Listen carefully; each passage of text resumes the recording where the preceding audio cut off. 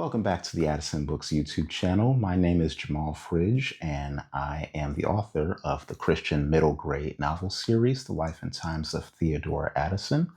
And while the books are for kids, I also care about the people raising the kids. So this channel will be a resource for you.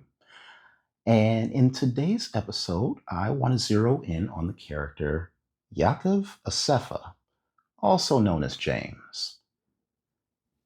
He's in a bit of a strange position. He is Jewish, but he is a Messianic Jew.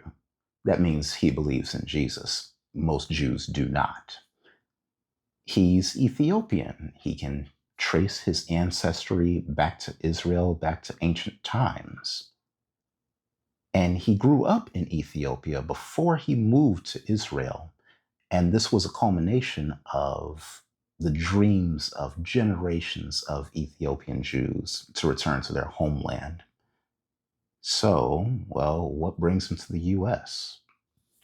In fifth grade challenge, we learned that Yaakov's family came to the US partly as immigrants and partly as refugees. And this was odd because his dad was a high-paid doctor. So their family fled Israel only a few short years after settling there because of war in the region. Yaakov can remember his mom fussing at his dad and saying, like, what's the point of staying here and dying so that we can die in our homeland? Wouldn't our ancestors want us to live? And his dad agreed, and soon enough they were packing and they were getting visa appointments and they were coming to the US. But this never sat right with Yaakov, and he adopted the name James, like as his English name, because he thought Yaakov would be too hard for people to pronounce over here. But as a religious boy, he's growing up in Israel, which is a largely secular society. And he's also not quite treated like a true Jew, not only because of his African ancestry, but also because of his religious beliefs. But even then, he still felt like he was home, like he was going to be close to God. And so when they moved, he felt like he was not only being ripped away from his land and his people and his God, but he felt like he was returning to the land of the Gentiles, like he was going into exile, like the people in the Bible. So when his love interest, that being this girl right here, Bookworm, when she tells him that he was lucky to even get into the US, Yaakov acknowledges the fact, but it doesn't quite feel real to him. It doesn't really give him peace. He has this enviable life, and this gets explored a little bit more in My New Home. He's got this enviable life. He lives in this luxury condo overlooking the downtown area, and it all just feels fake to him. It's like a consolation prize, if you will. And so on top of that, it's hard for him to establish connections with people.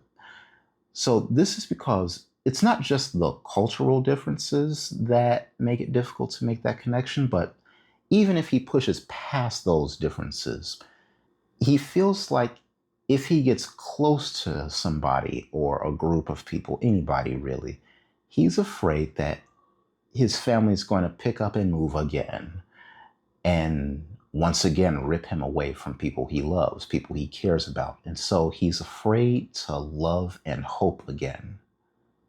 And this ties back into the theme of his early life, deconstruction. Every society, every culture, and I'd say every person has what we would call a foundational myth. It's what we use to make sense of the complexities of the situation we find ourselves in. And I'm not using this term myth as in like fake events pretending to be real. I'm using the word myth more like narrative, like story. It's the story we tell ourselves. The myth is a rationalization or like a shorthand. It's a takeaway, basically. Even in sports, we have myths. So, for basketball fans who love Michael Jordan, there is a myth surrounding him, and the myth is unmatched greatness. You'll hear the people who love Jordan say, oh, he won every NBA finals he's been in. He's 6 for 6. And 6 rings is a lot. Like in a career that's 15 years long, 6 rings is a lot. In politics, people will talk about the election of Barack Obama, and they'll mythologize this too. And they'll say that it's this transformational moment in American history because we're finally moving past racism. And so when the myth is established, we've got our takeaway message. And so to mess with the myth is to mess with the message that we're supposed to take away from it. And when you take away that message, what's the whole point of even knowing about this, this event or this person? And so you won't hear a Jordan fan say he should have 8 more rings, or, that he kept burning out and retiring and unretiring. You won't hear someone like a political junkie or an Obama fan say, oh, he was more likable and more inspiring than Hillary Clinton. But the truth was, the nation was going to elect any Democrat because of the economic crisis. And that brings me back to Yaakov's parents. They've raised him to be a religious boy. And as a Jew moving to Israel, he's absolutely put a lot of his sense of identity into this particular place, because the religious myth of the Jewish people is that things are right when the Jews live under God and in the land of Israel, on the eastern shores of the Mediterranean Sea. And so when his parents suddenly feel the need to leave the eastern shores of the Mediterranean Sea, their son's takeaway is taken away. He would have benefited from what I call balancing scriptures. So, for religious parents in particular, I would note those scriptures that seem to contradict the ones that we use with our kids, because they may prove useful in the future. For all the scriptures that talk about the Jews returning to Israel and, living in the land, there are also scriptures that talk about how God is a spirit, and those that worship him must worship him in spirit and in truth. And so it doesn't actually matter where you do it, where you serve God. And so those balancing scriptures are there to prevent your kids from becoming rigid and dogmatic. Maybe if they have a little bit more balance, then they won't need to do so much deconstructing.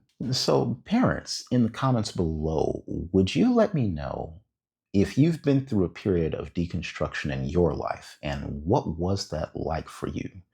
And you can also throw in your kids too, if they've been through a period of deconstruction, and what was it like to unlearn something and then relearn something? I'm really interested in hearing your thoughts on this. And so, if you're intrigued by the series, the books get pretty deep, and so I encourage you to listen with your kids too, because I think you'll get something from it too. Um, and to that end, Fifth Grade Challenge is available on YouTube for free. So go check it out. It's my pleasure to give it to you. In the meantime, I'd really appreciate it if you liked this video and subscribed and shared this with those in your circle. I'm sure they'll really appreciate it. Thank you.